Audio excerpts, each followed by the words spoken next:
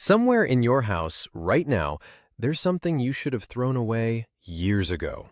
You know it, you've known it for a while, and you still haven't done it. It's not laziness, it's not sentiment either, not really.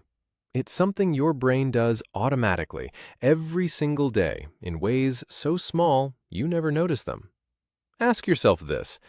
Have you ever kept a subscription you don't use just because canceling felt like admitting defeat? Have you ever held on to a bad decision, hoping it would somehow turn good instead of walking away while you still could? That feeling has a name, and once you learn it, you'll start seeing it everywhere.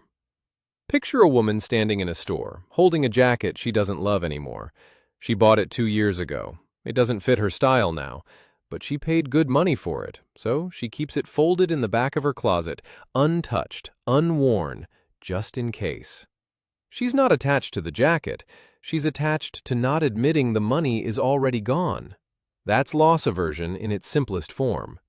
Your brain treats losing something as far more painful than gaining the same thing feels good, not slightly more painful, roughly twice as intense. Psychologists Daniel Kahneman and Amos Tversky discovered this pattern decades ago, and it reshaped how we understand human decisions. Before their research, the assumption was simple. People weigh gains and losses evenly. Their studies proved that assumption wrong. Losses hit the brain almost twice as hard as equivalent gains.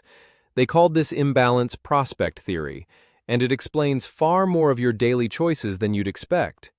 Why does your mind work this way? Go back far enough, and losing something wasn't just inconvenient. Losing food, shelter, or safety could end your life. Gaining extra resources was helpful, but losing what you already had was dangerous. So your brain evolved to fear loss more than it valued gain. That ancient wiring never updated. It just found new things to protect.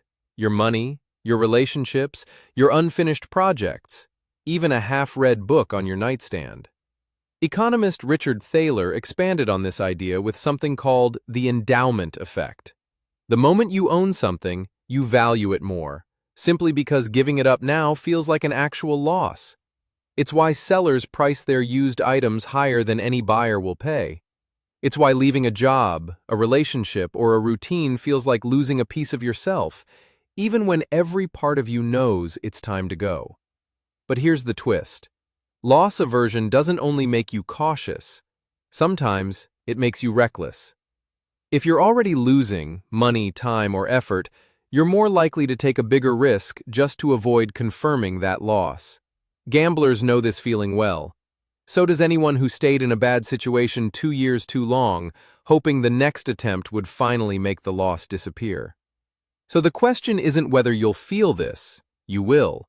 The question is whether you'll notice it happening.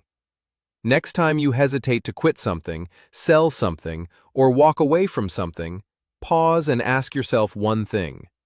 Am I protecting something valuable, or am I just afraid to admit it's already gone?